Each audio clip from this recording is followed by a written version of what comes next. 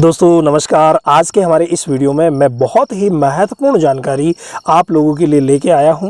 आप सभी को पता है कि गायें जो है वो हमेशा ही हीट पे आती रहती है। मौसम का ज़्यादा प्रभाव नहीं पड़ता, हालांकि प्रभाव तो पड़ता है लेकिन ज़्यादा प्रभाव नहीं पड़ता। जबकि भैंसें जो है वो सीजनल ब्रीडर होते हैं और ये जब बारिश का मौसम चला जा रहा है और इसी मौसम में यानी कि आगे जो मौसम आ रहे हैं सितंबर, अक्टूबर, नवंबर, दिसंबर, इन महीनों में भैंसें ज़्यादा गाभिन ठहरती है, ज़्यादा बोलती है, यानी ज़्यादा भैंसें हीट में आती है। तो अब ये भैंसों से कंसीव क्यों नहीं हो रही है? इसके पीछे सबसे बड़ा जो रीज़न है वो रीज़न है फ्रेंड कि एक ही भैंसे के पास ज़्यादा भैंसों को ले जाया जा रहा है, यानी एक ही भैंसे से ज़्यादा भैंसों को क्रॉस करवाया जा रहा है। इस वजह से कंसीव नहीं हो रही है। अब एक भैंसा जो अच्छी क्वालिटी का और अच्छी कैपेसिटी वाला है वो सुबह 2 और शाम को 2 को तो कर सकता है, वो भी अगर कोई मतलब रेयर। बाकी एक भैंस सुबह एक भैंस शाम को अगर आती है तो सही कर लेते हैं। कई भैंसे हैं वो एक ही भैंस को कंसीव कर पाते हैं पूरे दिन में। अब हम उसके पास बहुत सारी भैंसों को ले जा रहे हैं तो कई बार वो क्रॉस होता ही नहीं है, कई बार क्रॉस हो भी जाता है तो भाई वो कंसीव नहीं कर पाता।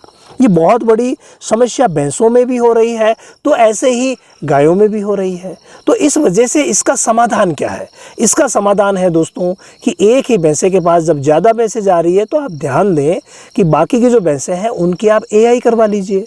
गायों में तो वैसे भी एआई ज़्यादा प्रचलन में है, भैंसों में कम है, तो आप भैंसों में भी एआई करवा करके और उन्हें कंसीव करवा सकते हैं। कोई भी भैंस खाली नहीं रहेगी। इसके अलावा जो दूसरा सबसे बड़ा रीज़न मैं आज आपको बताने जा रहा हूँ वो रीज़न है फ्रेंड, कई प्रकार की ऐसी बीमारियां हैं जो कि जनन अंगों के द्वारा भैंसों से हो रही है हमारी भैंसों में, यानी जो भैंसा है उससे भैंस में हो रही है, जो सांड है उससे गाय में हो रही है। और वो बीमारियां जैसे विब्रियोसिस हो गया, ब्रुसेलोसिस हो गया, ये बहुत बड़ी बड़ी बीमारियां हैं जो परेशान करती है हमारी भैंसों को, बहुत ज़्यादा परेशान करती है। कंसीव नहीं करती, कंसीव अगर हो भी जाती है भाई, विब्रियोसिस में कंसीव होती नहीं है और ब्रुसेलोसिस में कंसीव हो जाती है लेकिन वो फिर अबॉर्ट कर जाती है, अबॉर्शन हो जाता है।